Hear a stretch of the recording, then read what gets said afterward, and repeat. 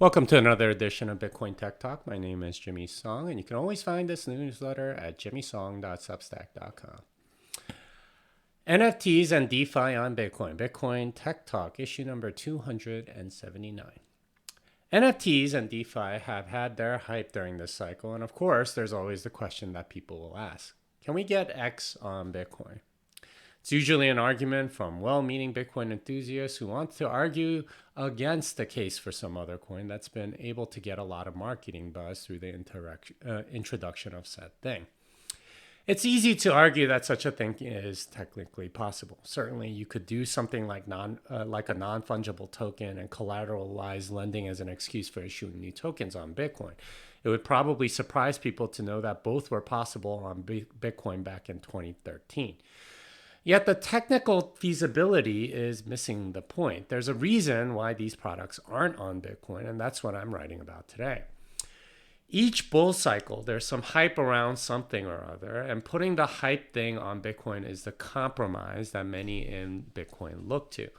During the altcoin boom of 2013, features on various altcoins were things people were asked to put on Bitcoin. In 2017, ICOs received similar treatment by some, as were gaming assets in 2018, and so on. Each time, the technical question of whether it's possible on Bitcoin was touted as the definitive argument against altcoins. But technical feasibility is ceding too much ground. That's conceding that these products have some actual use case. Altcoins, including the newest versions, NFTs and DeFi tokens, have no real use other than to enrich the people who issued the tokens. The battle should be fought at the level of concept, not at the level of technical feasibility.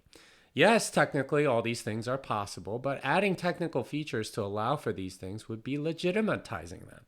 The fact is that all of these innovations require some sort of token issuance or money printing by a central authority. They are by nature centralized, and the trust inherent in centralization is what's abused for the profit of those in control. In other words, they're scams. These products are highly dependent on marketing and very little on technology. The tech is copied all the time. What's instructive is that the same exact technology does substantially worse because it does not have the same marketing. Ethereum Classic is the same as Ethereum technically, yet all these tokens launch on Ethereum, not Ethereum Classic. It was never about the technology. This is why arguing for technical feasibility on Bitcoin is missing the point. The game they're playing is one of hype and marketing, and that's not a game won by the most features. Instead, it's a game won by marketing, hype, and massive monetary support in the form of investment by VCs. They're monetary status games, much in the same way that fiat currencies are.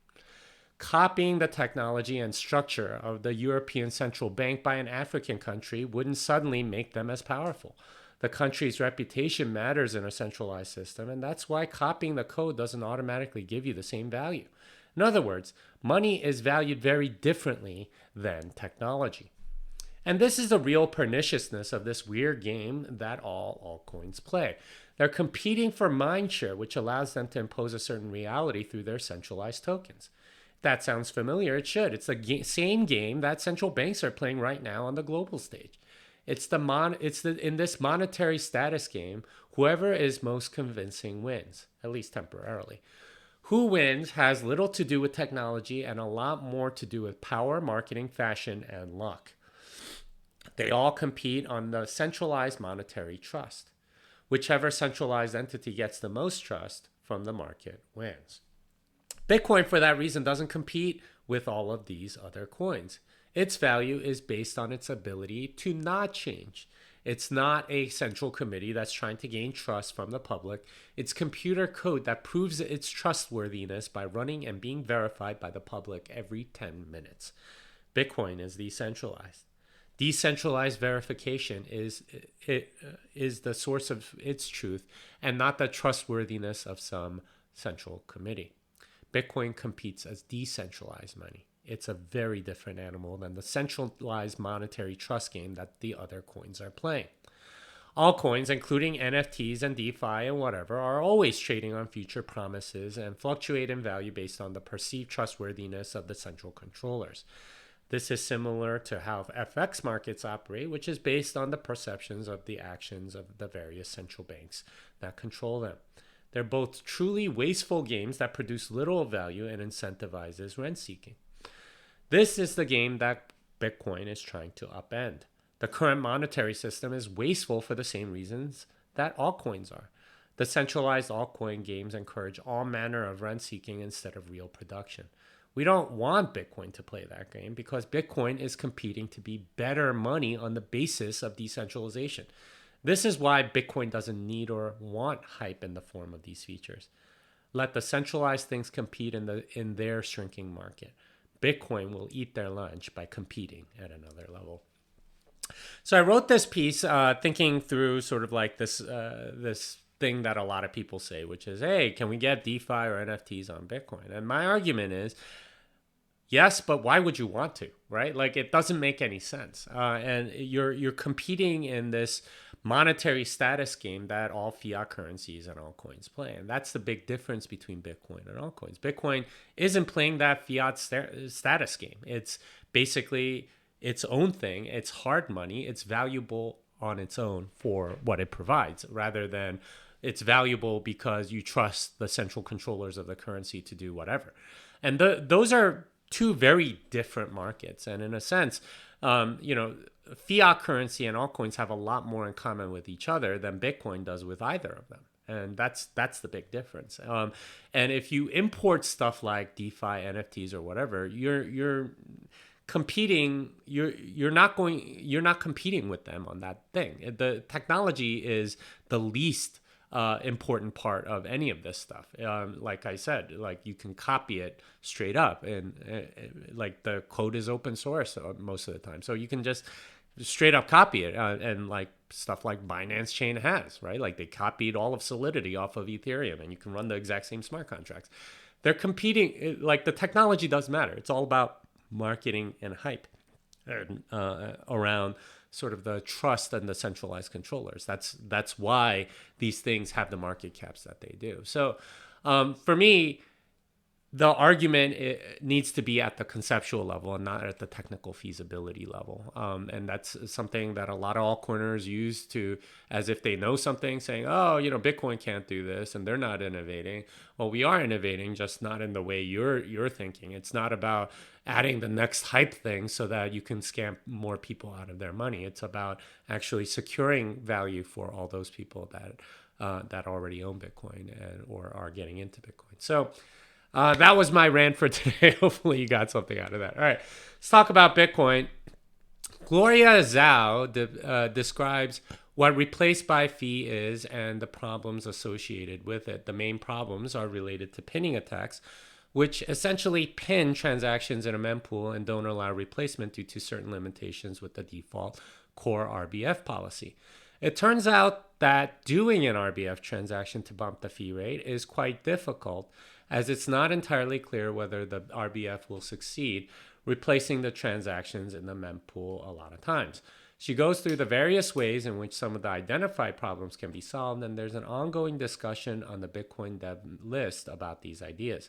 Given the importance of being able to get transactions in, especially for Lightning, this is an important consideration for future Bitcoin development. So Gloria is one of the rising stars of Bitcoin development, and her discussion on RBF is really quite lucid. And there's a significant amount of discussion on Bitcoin dev mailing list for that reason. She's defined the problem very well. Encourage you to look at it and what RBF pinning and all that is, and that highly recommend it. It's a very good open question to ponder, and if you're a researcher, this is definitely something you should look into. Bitfinex examines address reuse as part of the network. The report, frankly, isn't great. There is quite a lot of address reuse, and it only seems to be growing. They speculate that this is mostly exchanges who have no concerns about privacy. This is probably correct, given that the deposit transactions are often reusing the same addresses to make database queries easier and faster. They've indicated that they'll look into more detail in the coming weeks. So, Address reuse does still happen quite a bit on the network. And the speculation is that a lot of it is coming from exchanges. If you have a deposit address, not necessarily going to change it because, of course, like if you deposit to that address, you already know that it's going to go to your account.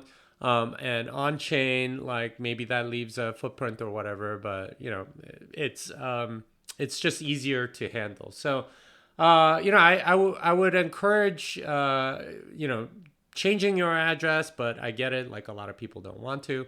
And Bitfinex thinks that, this is the main cause. And I suspect that's true. So, I look forward to more of their reports because, address reuse is very bad for privacy and so on.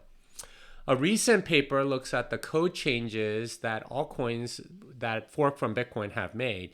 The researchers examined 592 code bases of code forks of Bitcoin and found that 80% had at least one major security vulnerability that wasn't patched, and half of the 20 very closely examined code did not make a single meaningful code change.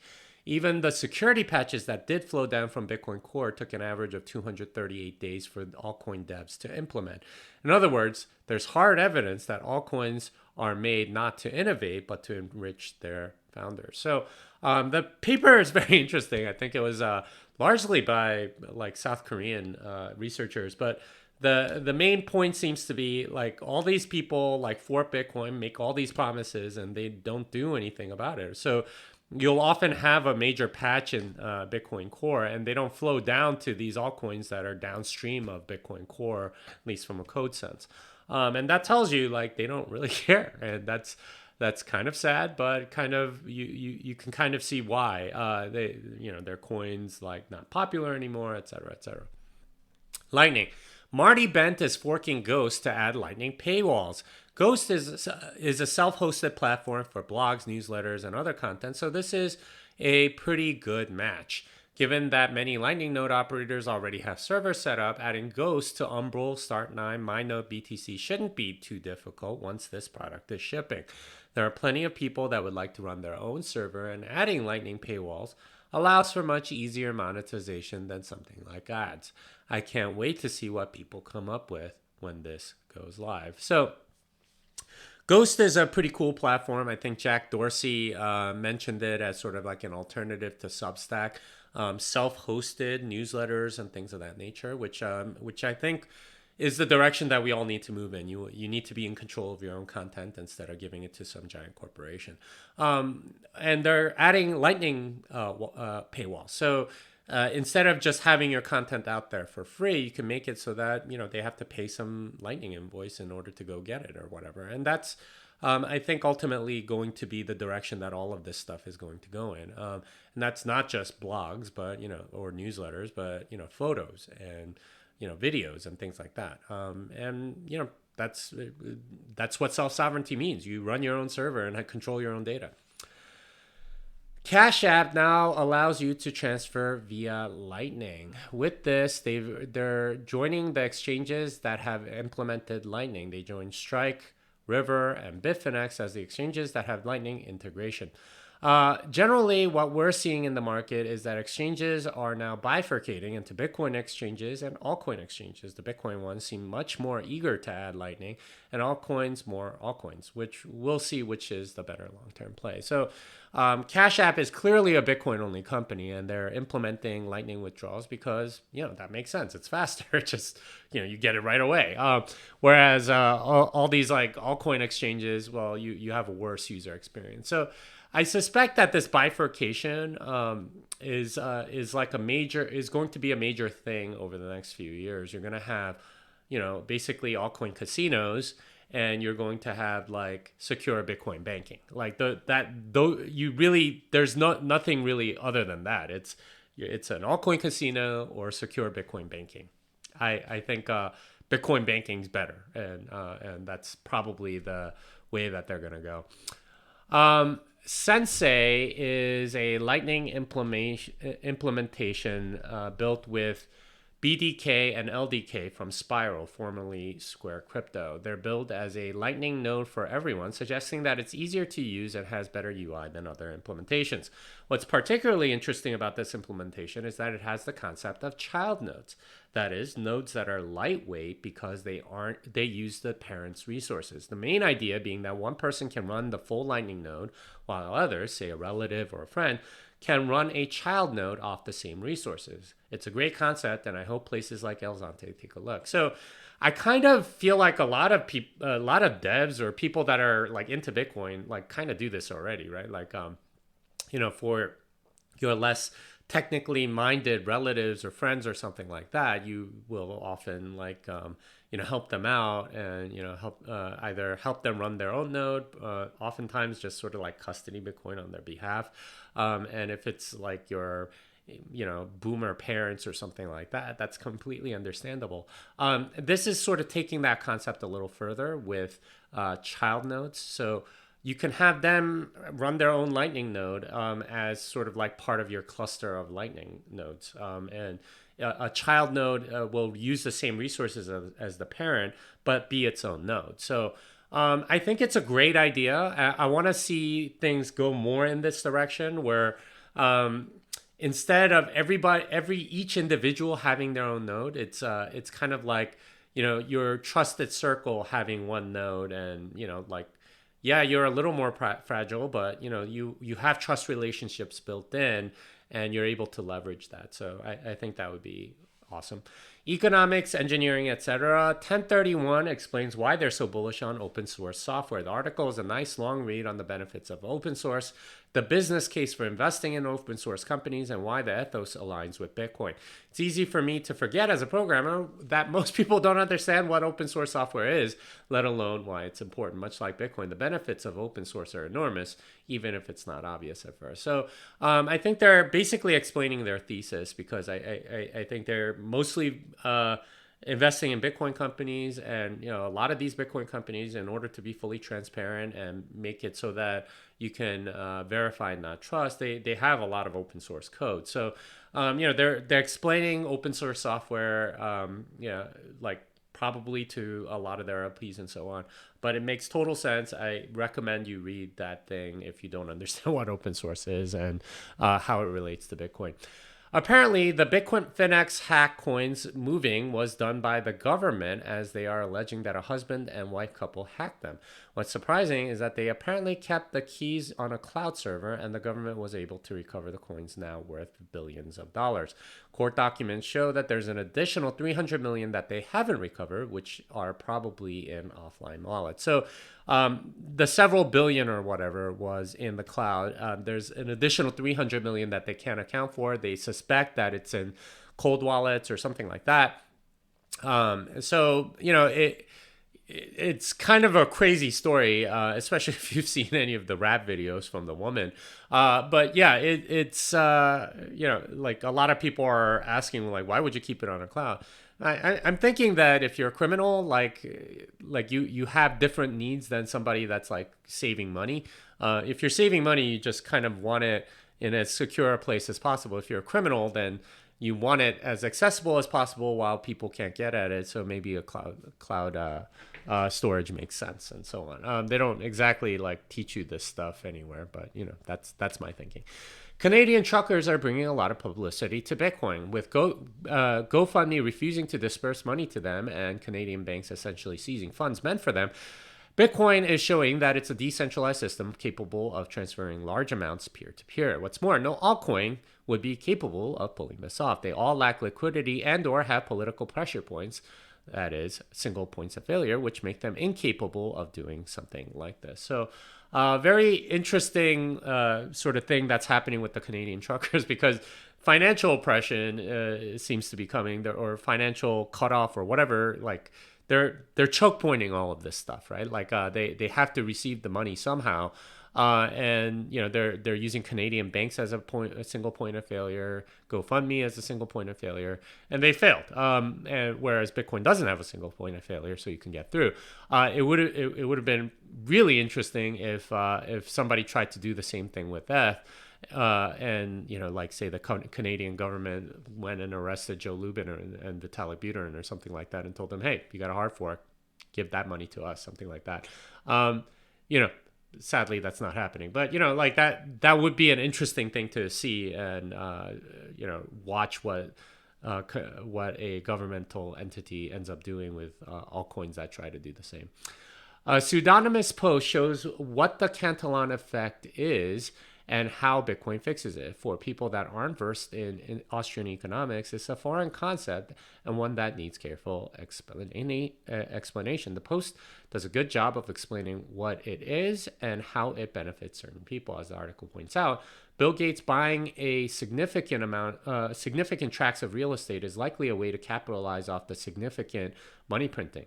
This article is recommended for people that don't really understand the evils of central banking. So the post goes through Cantillon effects and things like that. And it talks about, like Bill Gates being one of the winners of the Cantillon effect. And what he's doing is leveraging all of this newly printing money to put it in hard assets. He's buying tracts of land all over the country, all over the world probably. And that's a way for him to capitalize on the newly printed money. He's buying hard assets before inflation kicks in on all that newly printed money. And he's been doing it for 2 years. So he's benefited tremendously and making a ton of money off of it. And that's the sort of thing that doesn't really get out there in the mainstream because he's like, doing something good for India or something like that. And they don't realize that they're all these cantillionaires are playing these games. Guardian profiles a Norwegian mining operation that runs on clean energy and uses excess heat to dry wood. This is, of course, counter to the ESG narrative, but that's not the only reason to applaud the company. The excess heat usage is a good thing, and I expect more mining companies to use it productively. Mining is currently too profitable to optimize excess heat, but this will be an important part of the ecosystem as mining competition enters the market. Someone will figure out the most profitable use of the excess heat and will be handsomely rewarded. So right now, it's extremely profitable to do Bitcoin mining. So there's not that much money going into optimization. If you can get an extra percent, that's great, but right now that's not the big concern. The big concern is getting as many of these things online as possible because it's so freaking profitable. So the excess heat is basically just dissipating and no one's really using it other than this one mining operation. But as we get more mining online and more competition, everyone's going to have to be more streamlined and so on. Otherwise, they'll go bankrupt. So, this excess heat is, useful energy. And, somebody will figure out something that will make them a good deal of money. And, there's probably some optimal thing that can be done with that excess heat that will make the most money. And it's probably different for different geographies, but that's what I'm looking forward to learning more about as this industry evolves. Quick hits. There's a much easier way to browse BIPs using this website. So you can learn about the different BIPs that I always talk about on the show. Seriously, stop asking about quantum. You should worry instead about dolphins. So please go take a look at both links. If you are you think quantum's going to break Bitcoin, go read that short article. And if you haven't read that dolphin thing, it's hilarious. BlockFi is settling with the SEC for a cool $100 million. Very interesting that they are more or less like, they realized that this could drag on for a while, so they just decided to settle. Finally, an honest altcoin. Go take a look at that. That's also kind of funny. Another week, another altcoin exchange shuts down. Another week, another huge exploit on an altcoin, though apparently caught in time. So that developer apparently received $2 million or something. Anyway, I am going to be in London for Advancing Bitcoin March 3rd and 4th. I am also going to be at Bitcoin 2022 in Miami, April 6th through 8th. I'll also be doing the program blockchain seminars in London right before that conference and Miami right before the other conference. All right, some podcasts. On this week's Bitcoin Fixes This, I talked to Chris Slaughter about Bitcoin banking. He's creating services so that people in the U.S. can really live on a Bitcoin standard. I read through last week's newsletter, which you can find here. My talk with Ted Cruz during the Texas Blockchain Summit is up. And here is the latest book, Bitcoin and the American Dream, which is on Amazon. My other books are Thank God for Bitcoin, The Little Bitcoin Book, and Programming Bitcoin, all of which can be found on Amazon. Unchained Capital is the sponsor of this newsletter. I'm an advisor and proud to be a part of a company that's enhancing security for Bitcoin holders. If you need multi-sig, collaborative custody, or Bitcoin native financial services, learn more at unchained.com. Fiat Lenda, this song is done.